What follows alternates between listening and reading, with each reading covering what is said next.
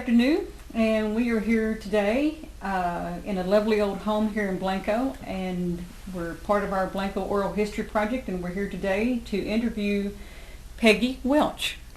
And without a doubt, it is a very clear and honest statement to say that Peggy, I think, should be considered Blanco's multitasking woman. Yeah. Peggy, where were you born at? I was born in San Antonio at Fort Sam Houston Hospital. And how many years were you in San Antonio? Did you grow up there? No, we moved away from San Antonio when I was about 5 or 6, Okay. and we moved to Corpus Christi, Texas. So your father was in the military.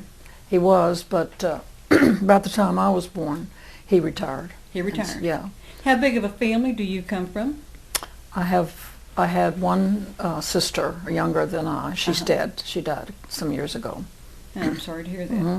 And my parents are dead, both of. We lived in San Antonio until I was about 5 or 6, and then we moved to Corpus Christi. Did you grew up enjoy there. being in Corpus Christi? Yeah, I did. It was a nice town to grow up in. It was a safe town, and people were polite to each other, and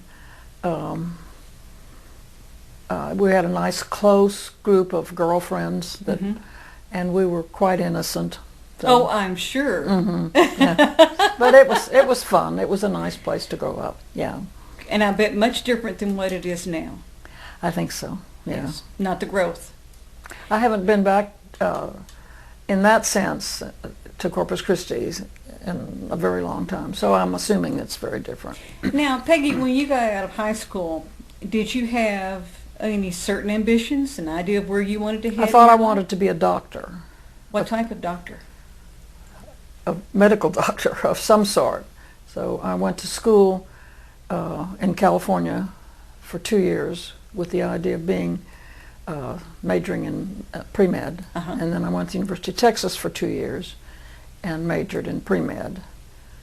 And I met my first husband there, as we were lab partners, actually, and he did go to medical school and I did not. I ended up going to work, and I went to work at Baylor Medical School, as a matter of fact. So you stayed near the medical field. I did, and it was fun. I enjoyed it. And Now, did you go ahead and finish school? yeah, completely? yes, I graduated from the University of Texas. And it strictly was in, your major was medicine. It was biology, but it was a pre-med program too, so it was biology primarily.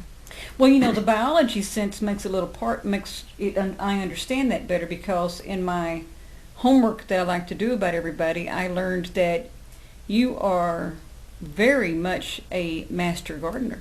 Yes, indeed, I love that. I can tell that. Yeah, And I had no clue that you were a master gardener. Yeah, I love it. Yeah. What led you to that? Well, I love to garden, for one, and I've always enjoyed gardening. And before they offered the classes, I had inquired about it. I'd heard about it and inquired about it. So when they offered the classes, they called me, and I took the class. The class is very involved, so you have to. I enjoyed it very much. I love it now, Stu. And I believe you have held educational classes here in Blanco through the county extension. I have. I learned about a little term called plant propagation. That's it, plant propagation. Can you tell me about that?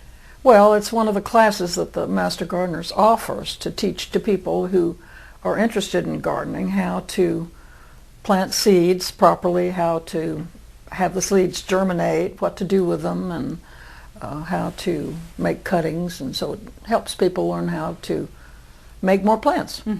And I would bet that you believe strongly in heirloom seeds. I do, like the heirloom plants. I'm pretty much an organic gardener. Really? Yeah. And the difference between organic gardening and the way it's massively produced is, in your opinion, what? Well, I don't use insecticides. I don't use synthetic fertilizers, and primarily that. Primarily, I don't use insecticides, and I use natural fertilizers. So when you walk out to the garden and pick out a tomato, you know that it's I not can gonna eat be it right there. then. That's what I've heard about organic gardening, and that's good. Yeah. It's much safer. I didn't want to jump off the subject because you mentioned about your first husband, and do you have some children? I do. I have 4 children that I birthed, and then I have 2 stepchildren. My husband and I have been married a very long time, and he had 2 children, so we have 6 altogether. Yeah. And Peggy's husband is here with us today, Dick, and tell me a little bit about how the two of you met. Well, we had mutual friends. We were living in Beaumont, and we had my very best friend actually lived next door to him, and so we had mutual friends, and we'd known each other quite a long time. So, I mean, Beaumont's not that big a town that we didn't cross paths. Yes. Mm-hmm. Good. What's the best thing about your husband? There's so many things about him. Well, let's talk. He's a gentleman. He's kind. He's been an incredible nurse to me during this time that I've had the cancer. He has loved my children, and he's fun. We have a lot of fun together. We do a lot of fun things together.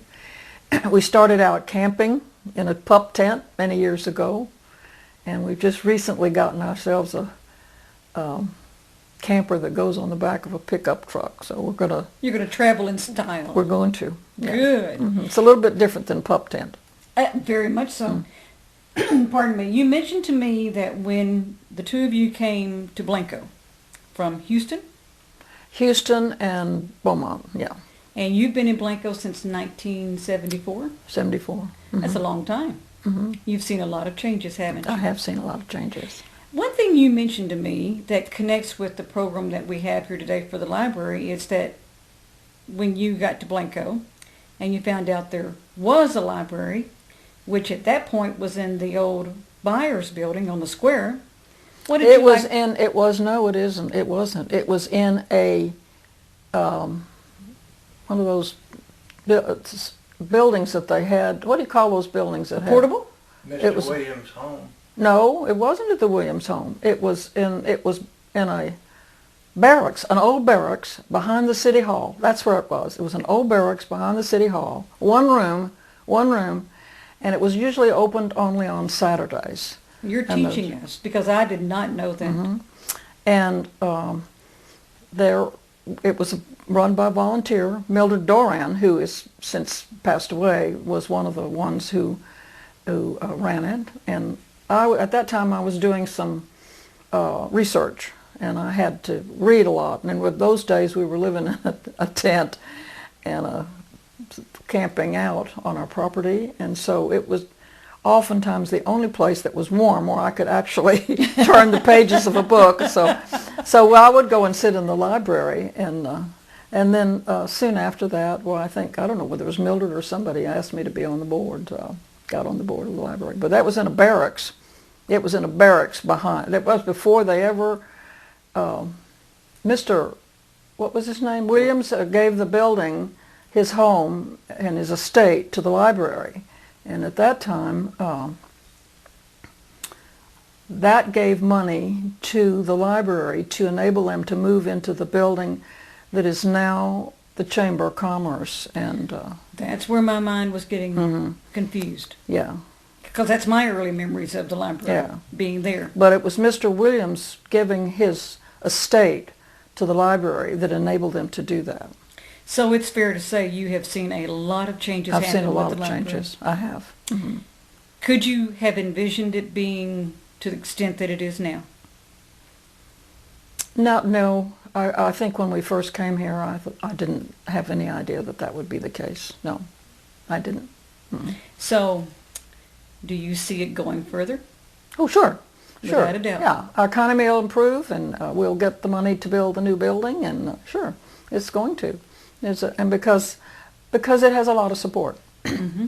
Mm-hmm. So, and it's amazing when you walk in there to see the number of children. It is. It is. That are using it. It's just amazing. Mm-hmm. Pardon me. Tell me about the home that the two of you built. I've heard it's a little bit different. Well, it is different, I guess. When we first moved out here, we both wanted a place that was used indigenous material. I didn't want any sheetrock. I didn't want any plywood, and this was another thing that we were able to. They say people who build houses together have a hard time. We didn't. We had no trouble. We did exactly together what we wanted to do. You work well together. Yeah, and it's made from rock. It's a rock house. The rock came off our place, and we had Chester and Arvin Weber who did the stonework for us, and so it was a fun job. And when we finally moved into the house, there were no doors on the house. We had to put the doors in. We put the doors in and did the hardware stuff, and we did a lot of work on ourselves. How long did it take you? 5 years? 5 years or 5 months? 6 years? You think it took? Wow. He thinks it took 6 years. I don't think it took that long. From the time they poured the slab in November until they left in June is when it took the building of it. But it was not finished. In fact, after all these years, there's still some things that are not finished. So, yeah. Now, does the home have heating and air conditioning? It didn't in the beginning. That was one of the things we wanted. We wanted to use very little electricity. So we had a fireplace, and the house is built in such a way that it catches the breeze. So it was comfortable. It could be hot, and it's probably, now that we're old, it would have been a lot hotter. Seemed a lot hotter, but it didn't have. In fact, when we first started building it, we didn't even think we were going to have electricity, because electricity was a long, long way away. Wow. But we ended up, by the time we finally finished it, we were able to have electricity. So you've endured numerous Texas summers. Oh, yes. Oh, yeah. Mm-hmm. That makes you awfully tough, Peggy. Awfully tough, because it gets hot. It does get hot. It does. But we did fine. We enjoyed working outside, and when you work outside and you get hot and then you come in and it's cooler, why, it was fine. It was just fun. Well, now let me ask you, I want to go back just a moment to the Master Gardeners. How long have you been involved in that program? Oh dear, maybe 8 or 9 years. I can't remember how long ago it was I started. Because I remember that you got your 5-year pin in May of 2011 with the Blanco chapter? Oh, well, that's probably right then. That's 6 years then. Uh-huh. So it's been 6 years. I can't remember exactly, but that But sounds the about program right. has really grown a great deal since you've been involved. It has in grown. It has. In fact, we have enough people now who are interested that we may start having a class every year instead of every other year. We used to have a class every other year, where people are interested now. Do you feel like that we're becoming much more aware of I would hear my parents talk about drought, but not have a great understanding of it. Mm-hmm. But I have an understanding of it now. Yeah. Mm-hmm. Do you feel like that as a result of this, that this is going to encourage people our age growing up, I hate to say the baby boomers, but that will be learning that it is okay to do natural landscaping and to learn more I that think way? there's no question that tendency is going to go more and more that way. We can't, first of all, we don't have the water. In the central Texas, we don't have the water to have the kind of landscaping that they used to have. Mm-hmm. So sure, yeah. And then I think the economy has made a difference. I think things go in cycles, and people are interested in growing their own food, and so, sure. Peggy, what have you liked about Blanco the most? What do you like the most about it? Well, I like it's a small town. I like the fact that people are kind to each other. There doesn't seem to be a power struggle in any political way here. I've always liked that. It's astounding to me how many churches there are in this community. Something like 14 in this little tiny town. Yes. So I think it's kind of amazing. Yeah. And I just like the people. I like the people a lot. That's good. Mm-hmm. That's good. What began to get your interest into other areas of the town? Because you've been involved in a great many things. Well, the library, of course, for a long time, because I think library is very important for a town or community. Uh-huh. And then Canal got me involved with the Gem of the Hills. Let's talk The about two of Gem us, the actually, the Hills. two of us got involved with the Gem of the Hills early on. And, Pre-building stage? oh, absolutely, they didn't even have the land. Really? Oh, yeah. Hmm. Well, let's talk about that. What was that like? How did that idea Well, it was formulate? Monta Canal. If you interviewed her, she's the one on my that, list. well, she was the one who had the idea that this should happen. And she asked me to be involved with it. And at that time, they didn't have land, but the piece of property they have now came up for sale. I think at that time they wanted $100,000, wasn't that what it was? And needless to say, nobody had any money. There was no way to do that. Right. But Dick had a wonderful idea. He suggested that we go around and ask people if they would be willing to make a no-interest loan. And so we did. We asked a number of people in town, a number of older people as well, if they would be willing to make a no-interest loan. And so we did. And then a lot of times people just forgave the loan. That worked out pretty well, you know. But Wow. we bought the property. I think it was $100,000 at the time. And then there was it was some sort of a structure on it. So it was a pavilion, and we did a pavilion there, and some restrooms. And gradually, over a period of time, why, more people came in to help and got some grants, and some of these wonderful gentlemen helped build it, so it worked out very well.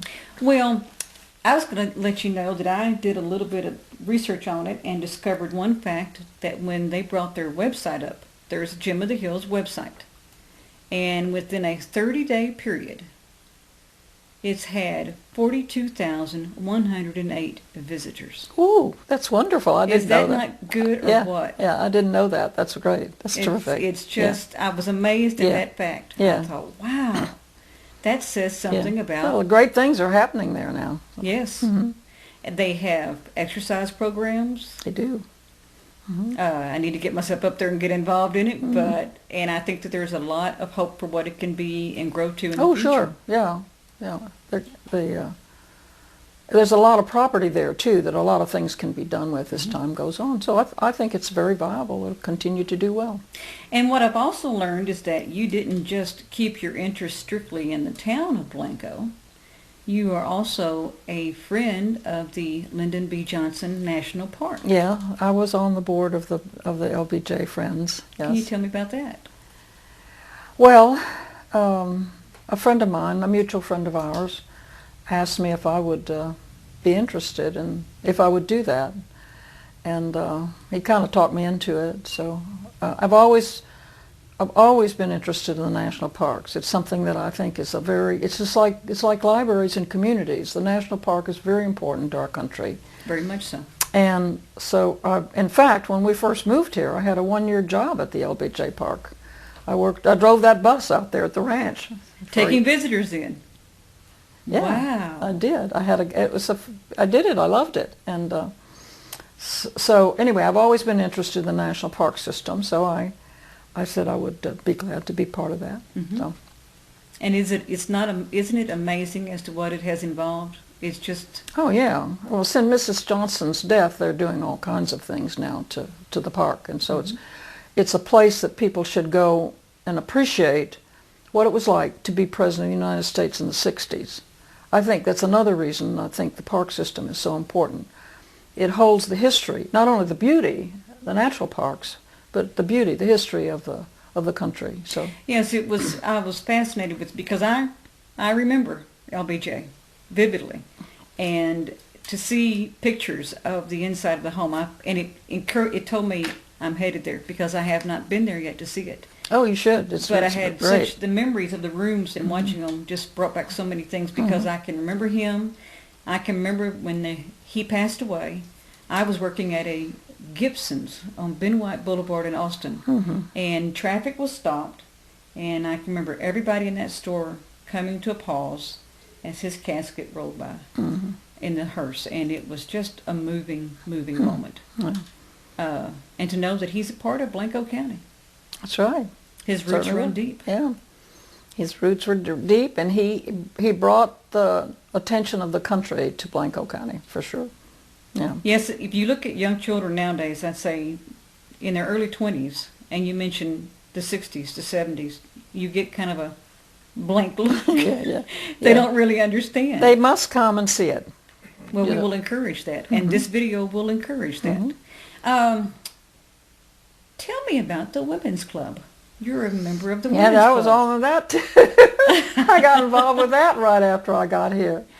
I think it was Pat Lane that invited me to come to the first meeting that I went to, and I loved it. I thought it was charming. The ladies, some of the original ones were still living, and they called each other Mrs. Fulcher and Mrs. Hearn, and Very I efficient. just loved it. And so I've enjoyed being part of it. Yeah, it's been fun. Good. It's kind of a anachronism in a way, because you don't see that much, I think, probably in the rest of the world. Maybe it's changing a little bit now because there are more modern women coming in, but in the beginning it was not like that. Not like that at all.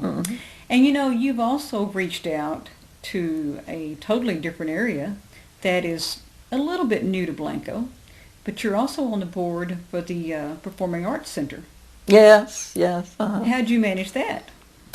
Well, Susan Marshall and I had a conversation about music. I can't remember what we had here. I can't remember. There was a performance, and she and I both agreed that we should do it. That there should be something like that more often. And so we contacted Vicki, who, of course, Vicki Pouts, which was, of course, the proper person.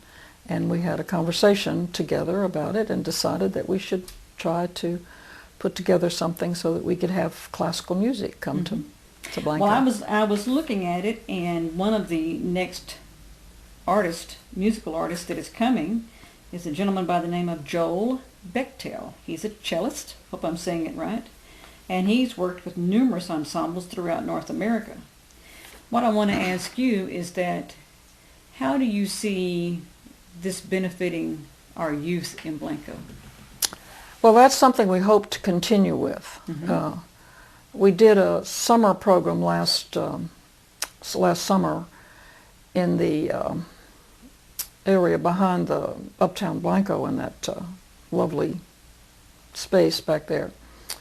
And we had a choral group come, and we tried to make the price reasonable, and it would be a place where people could sit in the grass and then listen to the music. And so that was really our first adventure there, and hopefully we'll be able to do more like that, more types of programs that would appeal to whole families. Which is a way of seeing Blanco change in a very good way. That is a tremendous talent field to bring to Blanco. Sure. And if the children can appreciate that, it's somewhat different than a fat stock show, but sooner or later. I think we'll get them. I've been there for a performance, and it's lovely. It's just beautiful. Well, and the place where we do it is so beautiful. Yes, exactly. They provided a nice place for it. I wanted to ask you about your church. Now, it is St. Michael. St. Michael and All Angels Episcopal Church. And when I talked to you yesterday, I asked you what one of your greatest loves were, and you said my little church. Let's talk about that. How do you feel about it? Well, it's a little tiny Episcopal church. Not many people even know what an Episcopalian is, much less know what the church is about. But it's been here since 1956, I think, is when the cornerstone of the building, and it looks like a little old church that's been there forever. It's not very big. There are not many people in it, and there's a lot of attrition in the church. But there's some of us who have been there and will continue to be there regardless. It's Anglican. Episcopal Church is Anglican. Right. And I've always been an Episcopalian, so I'm not going to change in any way. I'll just stay with it, and I'm very happy with the way the church is going, and hope that it will grow us a little bit. Well, I was telling you last night that one of my fondest memories of you, actually probably one of the first times that I realized who Peggy Welch was at a Lenten lunch at the Gym of the Hills that was being sponsored by St. Michael's. And you got up and you led the singing. Well, now I have to straighten you out on this. I led the program, but I guarantee I did not lead the singing. You and were my singing husband away. my husband can verify that. I did not lead the singing. I But- promise you. But you can sing. No, I cannot. I Well, I cannot remember sing. looking at you and thinking, that woman sings beautifully. No, I do not. I can lead programs. I don't mind standing up in front of people, but I cannot sing. And I guarantee you, everybody in my family agrees with that. So, She's a ventriloquist. yeah, Well, I just was impressed with you. thank you. Is there anything that you feel like that here in Blanco you didn't get involved in that you'd like to? Yeah, I'm doing about all I can do, and I feel like each time I've been involved in something, I've tried to concentrate just on that and Just on that not program. spread out too much. Mhm. I don't think my husband would agree with me necessarily, but I think that all in all, it's better to stay with one thing instead of getting too scattered out. And I think over the years I've been prone to do that, but I think I'm better about it now. Yes, I was just going to say, I've looked over this list, and I mean, the number of things that you've been in definitely make you a multitasking woman. And I don't know how you manage that. Well, I think I just stayed with one thing at a time, or did I? What do you think? Well, while she was working at the park, she earned a PhD from Rice. A PhD from Rice. Well, wow. Yeah, I did do that. That's great. Hmm. Yeah. So you've done that, education, mother, and definitely worked in your, and I knew there was something I was missing. You're also an artist. You have some watercolor works that I believe either are hanging or have hung at Redbud Cafe. I have had a couple hang there before, yes, in years past. Yeah. How did you get involved in that, in doing watercolor? Well, I got involved with watercolor because we used to camp at Ghost Ranch, which is a place out in New Mexico where they have classes. And he and I both went out there many summers, and I took different classes. I took a class from a woman by the name of Pomona Hollenbeck, who was a watercolor teacher, and it turns out I really liked doing that. Mm-hmm. So over the years I've tried to pursue it, and then in the last few years I've taken a class from a woman in New Braunfels.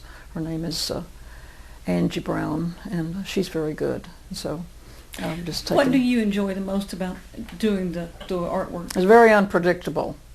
You never know what's going to happen. Yeah, especially with watercolor. You know, you just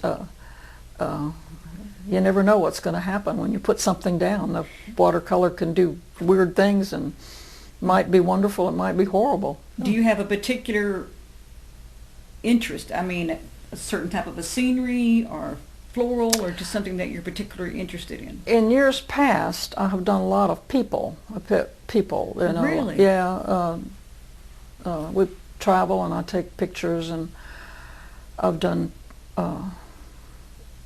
especially people in Mexico or Peru or someplace like that. I've taken some pictures, and I like to do that. But I struggle with landscapes, and I would like to do that better. Why do you think you struggle with the landscape? I don't know. It's just hard to do for Hard me. to do? Mhm. For me, it's hard. Uh-huh. Mhm. Peggy, it's a question I always ask of people. I've been here in Blanco with my husband since 1985, and of course we've seen changes. Mhm.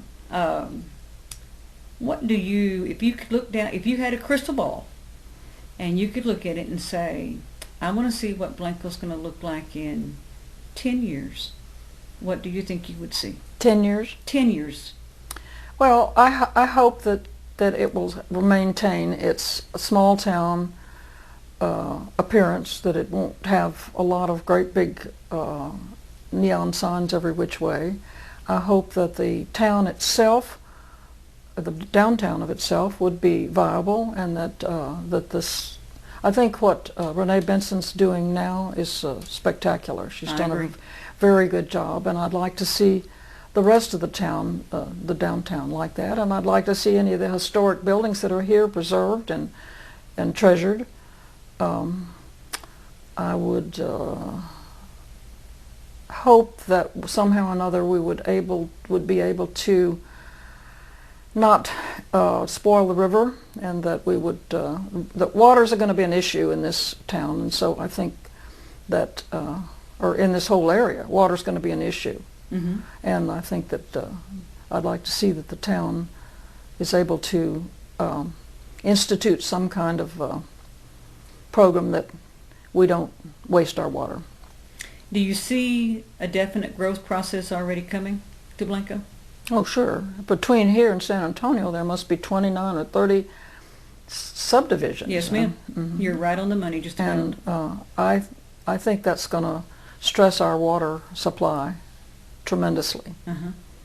Well, I think we're going to have to relearn, or maybe learn, the importance of rainwater. I do too. I really do. Mhm. If you could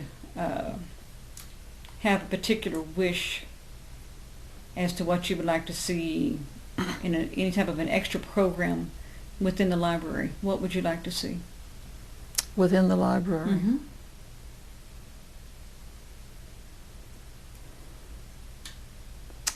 Well, I might have to think about that a bit. It seems like the library is doing a very good job now, as it is. Mm-hmm. Um, Well, let me say, do you see something that we could offer that would reach the younger children more? Because they're very definitely a computer world that they live in. well, I suppose there are classes offered there, are there not? There's classes, but I think what we notice primarily is the children are their homework. A lot of children still don't have computers at home. Many children in Blanco do not, so they go to the library and use it for homework. Well, I think that's terrific. And it's a wonderful resource for them. Mhm. I think having an opportunity to come there and use the facilities that the library has is very important. And I can't answer how to encourage more children to come. I don't have that answer, but certainly that's a factor. That And obviously you value education. oh, I do. Hmm. But now, a question I want to ask you is, not every child can go to college. No. What would you suggest for a child that college is not in their future? What is another area that you could see Well, I them mean, there's a going lot to? of technical schools that are available, Mm-hmm. and I don't know that the library could necessarily facilitate that, but it might be that somehow or another that programs could be offered that would tell about the technical schools that are available. Mhm. There's one in Waco, I think, that's quite well known, I think. Do Yeah. you read a great deal? I do. What's your favorite thing to read? Oh, it depends on the time. I like legal mysteries. Really? I like biographies. Some of the authors that I particularly like, David McCullough for one, and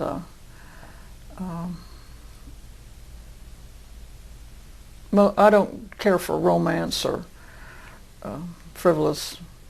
I shouldn't say that. I don't care for that kind of a Mm-hmm.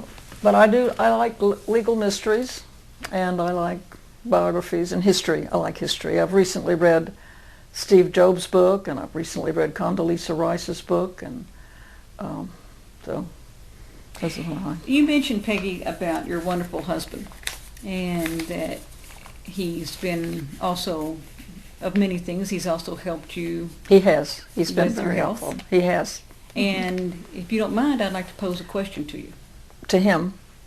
And to him. I want to pose one to you, then I'm going Okay. to pose one to him, too. Okay. What advice could you give someone who has to go through a serious illness? Well, in every life, there's snags in your life, Mm-hmm. and you can dwell on them and whine about them, and it just makes it worse, I think. And so you can be optimistic and cheerful about things, and it makes it easier. So I think probably that's one thing. I don't believe in whining. I'm not a whiner. Right? Yeah. You sound like you have a great deal of strength. Well, I don't know about that, but I think you do. And I'm gonna ask him in just a minute. okay. I want to ask you also, what are you the most proudest of in your life? My family, Why? my husband, my children. They mean the most to you. Of course, absolutely. Obviously, you've done a great job. Well, I don't know. Unfortunately, everybody is gainfully employed, so I'm grateful for that. They're all gainfully employed. They're all gainfully employed. Do you get to see them often? Very often, I do. That's wonderful. Yeah, That's it is. wonderful.